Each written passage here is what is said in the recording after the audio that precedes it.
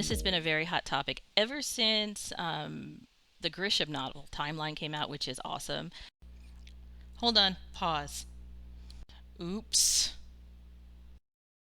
I'd like to extend an apology to Michael Crichton, who is one of the best writers on the planet. He actually wrote Timeline, which is one of the best books I've ever read. Before you have kids and lots of time, I read a lot and got the authors mixed up, I guess. Sorry. You need to read it or find the movie. The book's much better. But that was when I first started getting turned on to what a timeline is. And then The Matrix came out, which um, I have my own story about this timeline thing that really, I was shook after that happened. Um, I had the cutest little car, loved it. Uh, Probably my favorite car I've ever had. I never thought I would have this kind of a car. I mean, I just loved it. I named it. It was like a fourth child. I know. But I was driving my daughter home from figure skating practice one afternoon and it was getting dark. We lived in rural Pennsylvania at that point, and traffic was tight. And all of a sudden, this deer came out of the woods and did not jump through my windshield, jumped through my driver's side window. And I was terrified. I had a moment. My hand to God, I had a moment where I heard, "Do you want to go?" And I started screaming, "No, I don't want to go.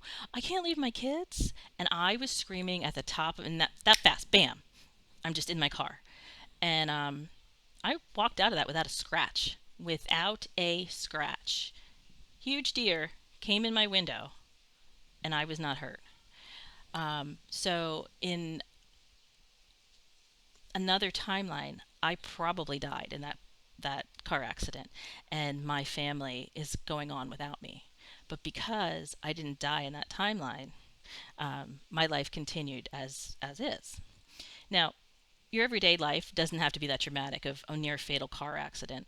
Um, every choice you make, every single choice you make, adjusts your timeline a little bit.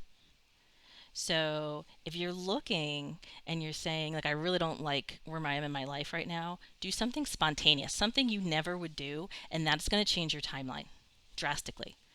So, for example, you know, I turned into a hermit a few years ago, and I never would have gone outside.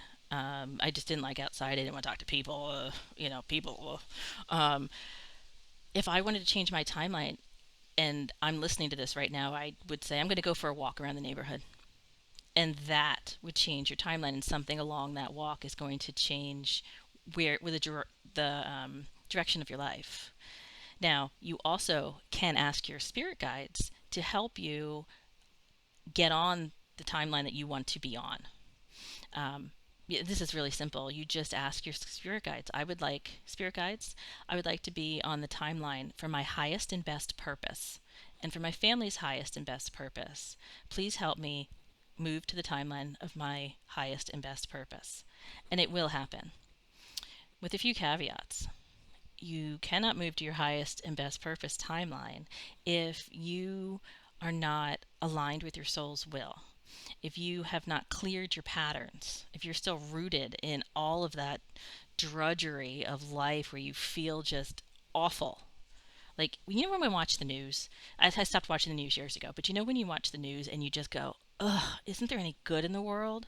That's the feeling. You need to let go of that feeling and then and not revisit it.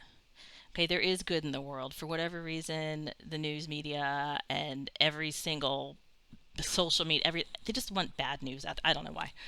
So you need to release the connection to all of this negativity we have swirling, especially in this year of 2020.